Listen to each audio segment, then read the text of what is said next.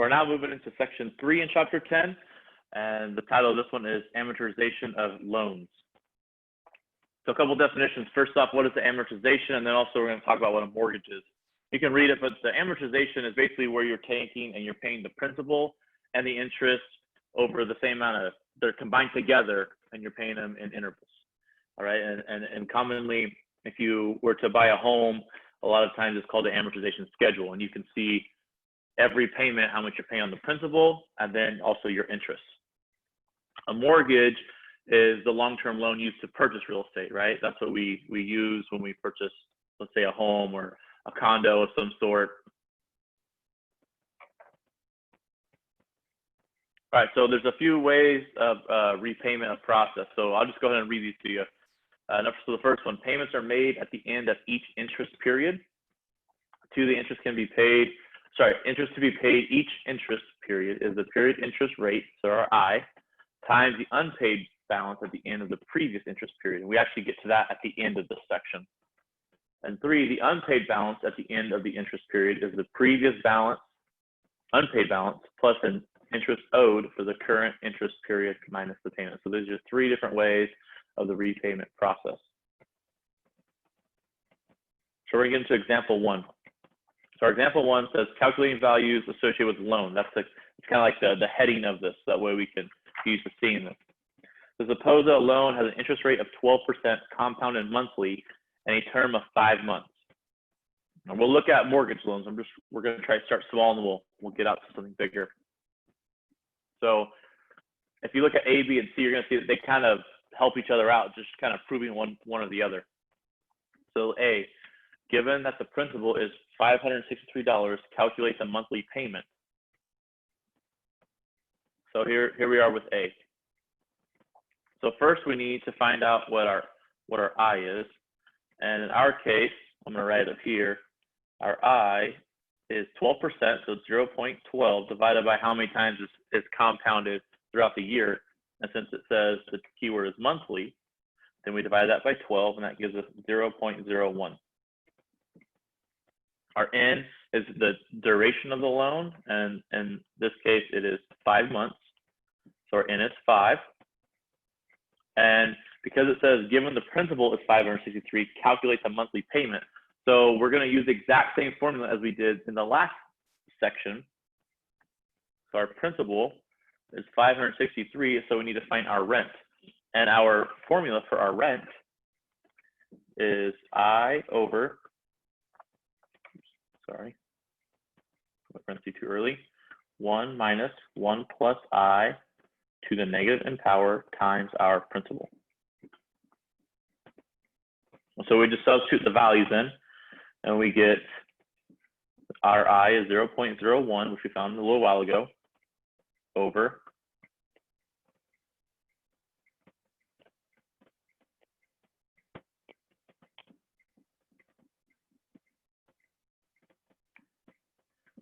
1 minus 1 plus our I, which is 0.01 again, raised to the negative 5 power, which is our N, times our principal was 563. Put this in the calculator and we get $116. All right, so given that the principal is $563, with a 12% interest rate compounded monthly, and we're paying this off in 5 months, our monthly payment will be $116.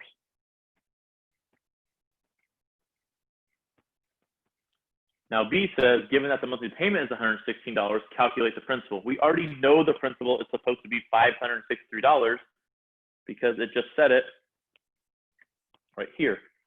What I'll show you is you can use either formula and you get either one, all right? So our I is still the same, 0.12 divided by 12 because it's monthly is 0.01. Our N is still 5 for 5 months. And our R, though, is what we have is $116. Instead of in letter A, we had the principal, but we were finding the rent. Now we have the rent, and we're going to find the principal. So that formula is different, right? Our principal is 1 minus 1 plus I raised to negative n power all over I times our rent. Then we substitute our values in. 1 minus 1 plus 0.01 raised to the -5 all over 0.01 times 116. When you put that into your calculator, you get $563, which is what we should get because we already know that the principal is $563. So we're just going back to show that it is true. All right, so letter C is the newer part of the material, I feel like. So it says, given that the monthly payment is $116, calculate the unpaid balance after 3 months. All right, so how do we do that? How do we know what we're going to use? So the unpaid balance is the present value of a decreasing annuity of 2 months, or say 2 payments. Okay, so what we have left is 2 payments left. So we know we're going to be using 1 minus 1 plus I to the -n all over I times R, because it's saying calculate the unpaid balance. And we already know that the monthly payment is 116, so we know the rent, but we don't know the unpaid balance, which is going to represent our present value, our P. So our I again is 0.12%, right? So 12%, and it's still divided by 12 because it's compounded monthly. That equals 0.01. Our N now is 2. That's what we have left. And then R equals $116. That's our rent. So now we're going to say into our formula, 1 minus 1 plus I to the -n. Oh, I'm sorry, I should plug the values in. How about that? 1 plus 0.01 to the -2 over 0.01 times 116. That gives us, once you round, $228.57. Remember, this is the unpaid balance after 3 months. That's how much you still owe after you paid $116 for 3 months.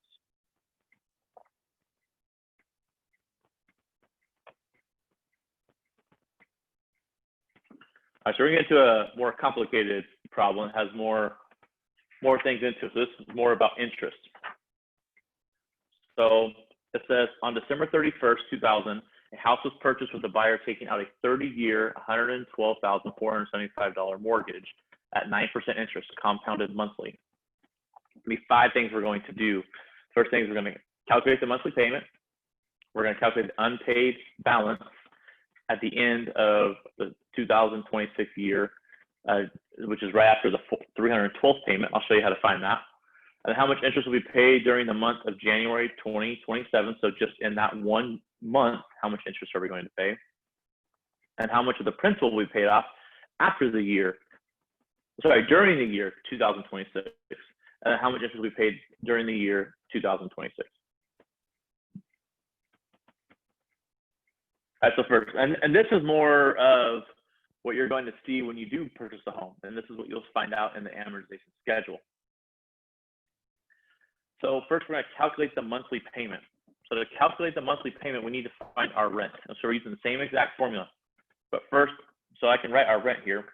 Like I say, the rent is I divided by 1 minus 1 plus I to -n times our present value, or our principal. So we need to know what I is. And I is going to be 9%. And we're going to divide that by 12 because it's compounded monthly. And that equals 0.0075. So that's our I value. Our N, well, it's 30 years and we're paying monthly. So it's going to be 30 years times your monthly, which is 360 payments. And then our principal is what we're taking out is 112,475. And now that we have all of our variables, we just go and substitute it in. So our I is 0.0075 over 1 minus 1 plus 0.0075 raised to the negative 360 power times 112,475.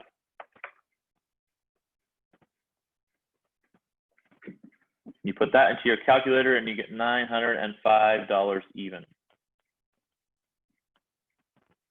So on a $112,475 mortgage at a 9% interest compounded monthly on a 30-year note, the monthly payment is $905. Now, if you're living in California, to find a home that's $112,475 is not common right now. It's hard to find, let's put it that way. All right, so letter B. Letter B says calculate the unpaid balance of the loan on December 31st, 2026, just after the 312th payment. Well, how do we know it's right after the 312th payment? Because after December 31st, 2026, that is the 312th payment. So we need to know that after we paid the 312th payment, how much is still left on the loan. Remember, this is amortization. So you have the principal and the interest all put together. So what's the unpaid balance of the loan, not what's left on the principal. So the first thing we need to do is it's asking for the present value. So we know we're going to be using this formula, 1 minus 1 plus I to the negative n all over I times our R. So we need to find our variables again. Our I is the same, it's still a 9%, and it's monthly, which is the 12, and that gives us 0.0075. N, all right, well, the whole loan is 360 payments, right? But we're trying to find out how much we owe after the 312th payment. So we're going to subtract the two together from each other. So we have 48. So our N is 48. That's what we have left. We have 48 payments left. And then our R is the rent. And as we discussed in the last letter A, was that our rent was $905. So our mortgage each month was $905. So now we substitute all of those values in. So 1 minus 1 plus 0.0075 raised to the negative 48th power all over 0.0075 times 905. When I put this into the calculator, you get $36,367.23. So after the 312th payment, right, then this is how much is still left on the loan. Again, remember, the loan, this loan includes the original purchase price of the home, the mortgage, plus the interest. All right, so moving on to letter C now. Letter C says how much interest will be paid during the month of January 2027. Well, first off, the interest paid during 1 month is I. Okay, we just want to know just the 1 month. That's all we care about.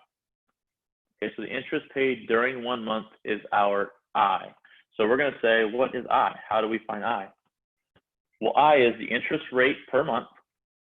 So it's the interest rate per month times the unpaid balance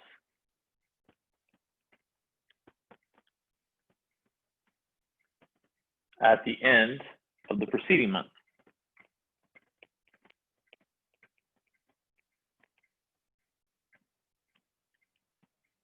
The previous month.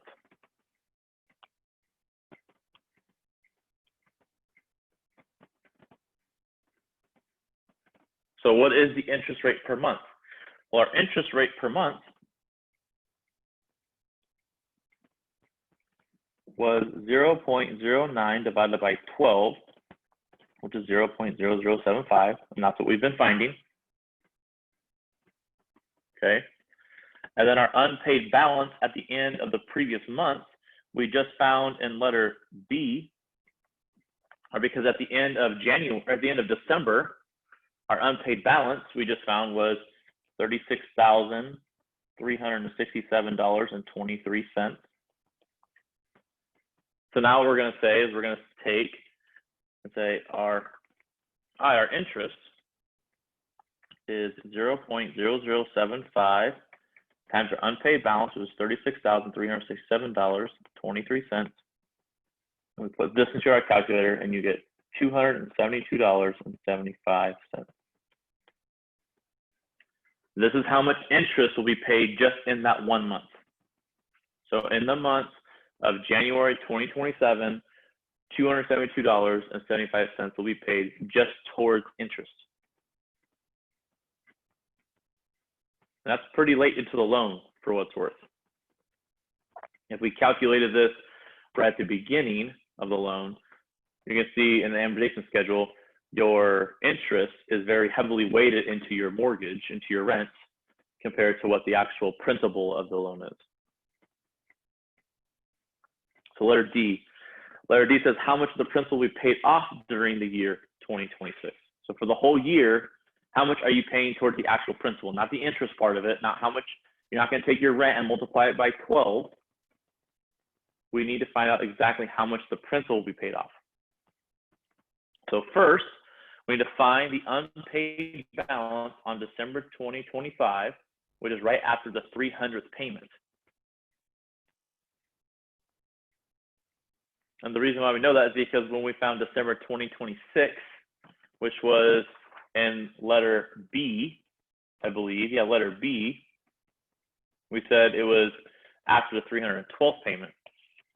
So a year before would be after the 300th payment, right? So our N in this case, I think I'm going to put it, I can put it up here still.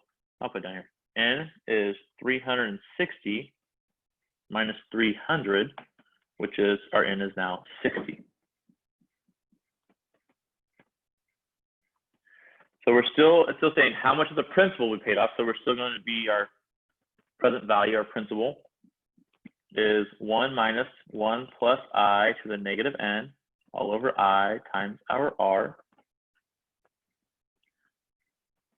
Our I is still the same. It's still 0.09 divided by 12, which is our 0.0075. It hasn't changed at all in this problem. So we have 1 minus 1 plus 0.0075 raised to the negative 60 all over 0.0075 times our rent, which we've already discussed. Our rent and found is $905. And when you put that into the calculator, it says that it's going to be $43,596.90. Now, again, this is just the unpaid balance after on December 2025. Okay, so this is how much is still left in the year 2026. So the next we need to find, so for our, like, I guess you call it a second step, is you need to find the unpaid principal repaid in 2026. How do we do that? We take the unpaid principal in 2025, which is what we just found, and we subtract it from the unpaid principal in 2026, which we just found in letter B. Okay, so here's what we're really needing to find. This was just the extra work to find it. So we're going to take, I'll put in a different color here. We're going to now take the unpaid principal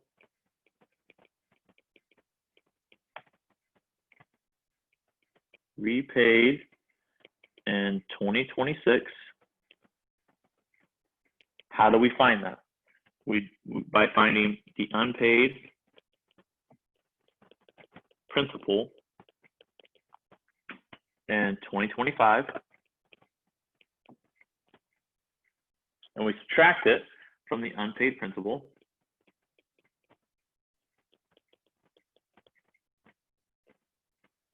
in 2026.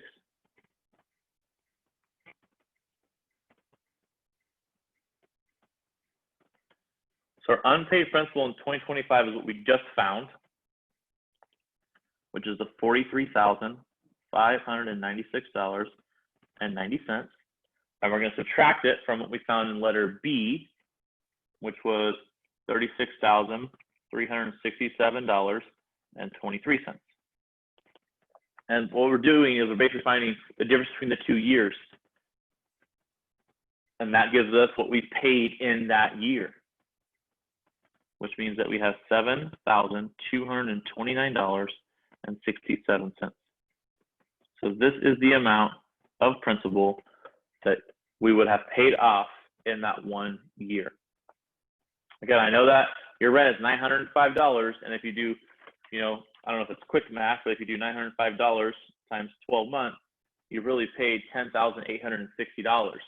Or where the rest of it go? Because only roughly $7,200 went to principal, the rest went into the interest.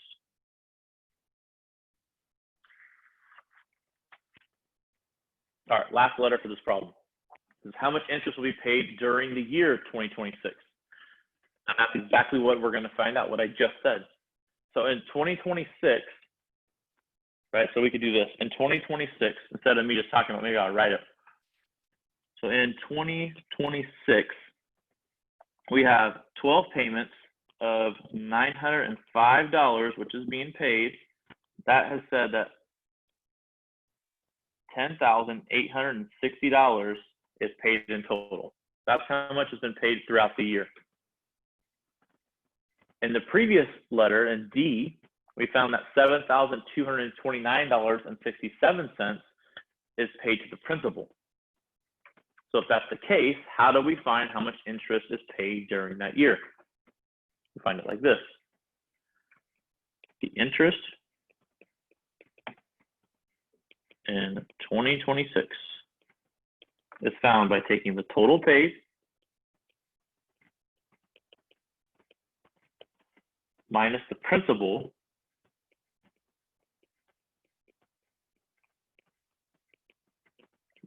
prepaid in 2026. And our total paid we have right here at $10,860. So in that year, there's been payments made, and there's $10,860 which has been paid. And letter D, we found that in that year, $7,229.67 has been paid to principal. So the difference will tell us how much we paid in interest, which is $3,630.33. So this is how much has been paid towards interest for that year. And like I said previously, this is at the end of the loan, right? If it's a 30-year note, then in 2030, everything will be paid off. And we're now in 2026, so we're getting really close to that 30-year mark. If we were to go in the first couple years, these numbers would be reversed. You'd barely be paying $3,000 on your principal, and you'd be paying more like $7,000 on your interest. All right, so that ends this example. Before we get to we have 2 more examples left, and before we get to the next one, I want to talk to you about what I said as a beginning. So how do you find when a new balance? So if the money P is borrowed, the principal is borrowed at interest rate I for a period, and the money R, so the rent, is paid back at the end of each interest period, then the formula, your balance of your new balance equals 1 plus I, and the balance of your previous minus your rent. So can we use to calculate each new balance from the previous balance? All right, and this will make more sense with the example, and we're going to go kind of back to example 2 to keep using those values instead of calculating all over again. So, and I have these numbers wrong here.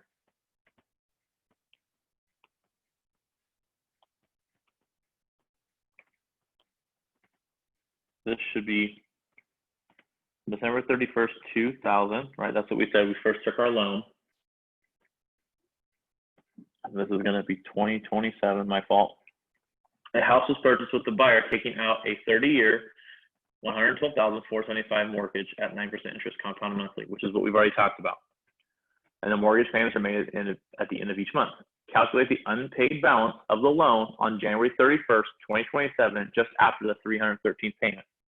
In order to find after the 313th payment, We need to find 3/12 payment, which we have already found. So here's, we're going to use the formula, and I'm going to write it out just with the formula before you substitute any values in.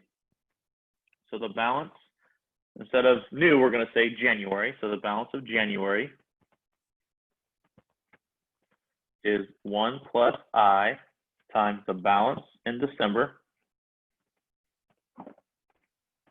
minus our rent.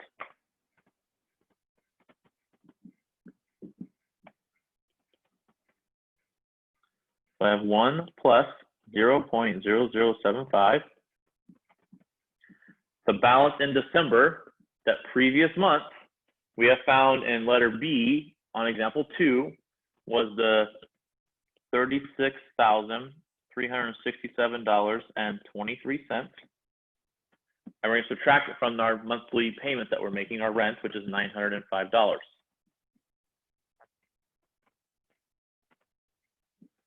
This will give us $35,734.98.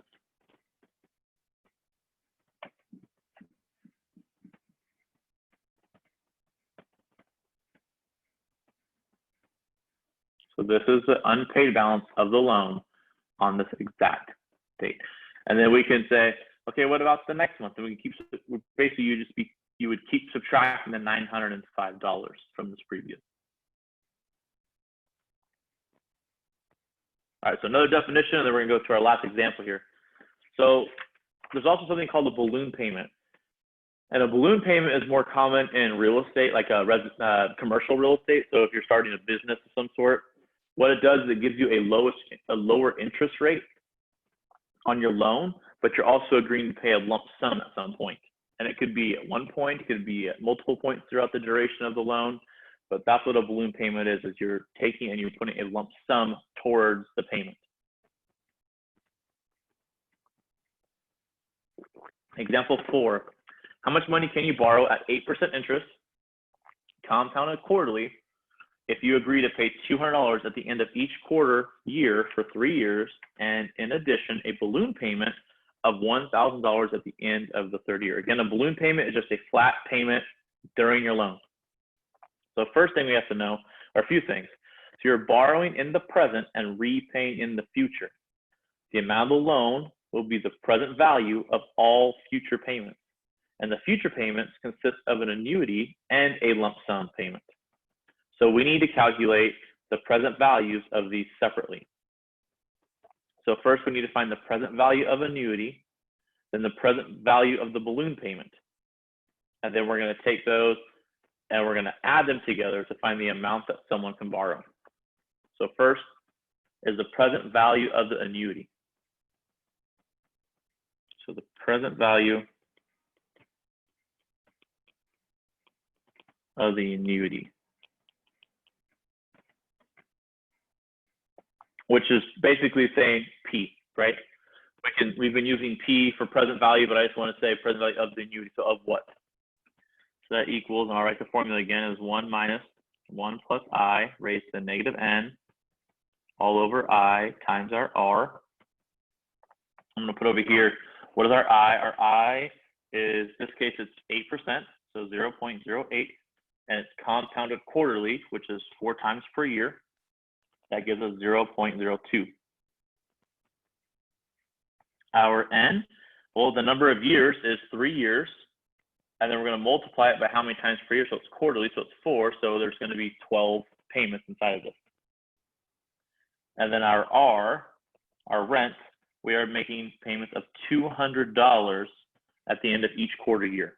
So at the end of each time it's compounded, we are paying $200. Now we're going to go back and substitute these values in. So 1 minus 1 plus our I, 0.02, raised to negative 12th power, all over 0.02 times our rent, which is 200.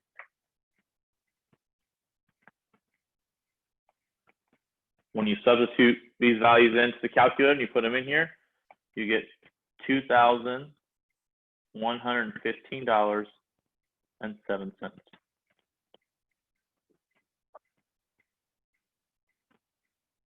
again, this is the present value of the annuity. This is how much is going to be put onto the loan. So next, I'm going to move over here. Same question. I just retyped it here. Now we have to find the present value of the balloon payment.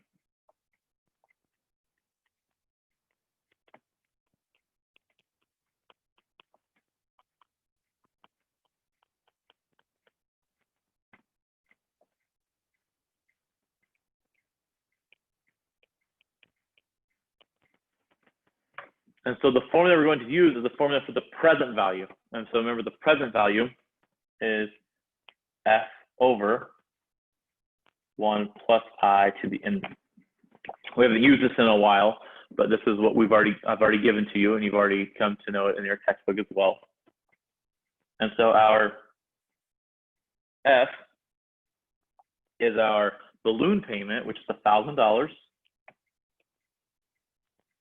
And then we're going to say our I is still the same. It's still the 0.02, so 1 plus 0.02. And then our N is still 12. Right, so we have 3 years times quarterly, which is 12. And when we put this into the calculator, we achieve $788.49. I shouldn't box it because this is just a piece that we're going to use. So now that we have found two things, we have found the present value of the annuity, and we have found the present value of the balloon payment with all the interest that can be involved and the payments that we're making. Now we can find the amount that we can borrow. So the amount we can borrow is the present value of the annuity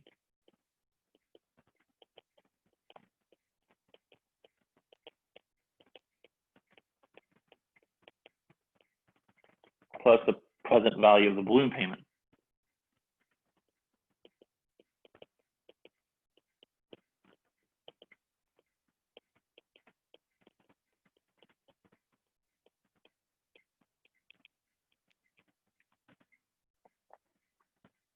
So we go back to the values that we have. So the present value of annuity is $2,115.07 minus the present value of the balloon payment, which we just found here was plus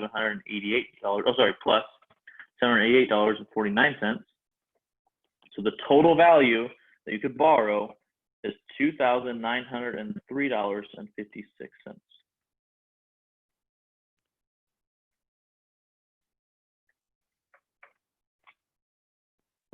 Okay, and I believe I said, but I'm gonna say it again. So the point of a balloon payment is to get the interest rate down, but also agreeing to pay a lump sum, which is we're gonna call a balloon payment, somewhere inside of the term of the loan.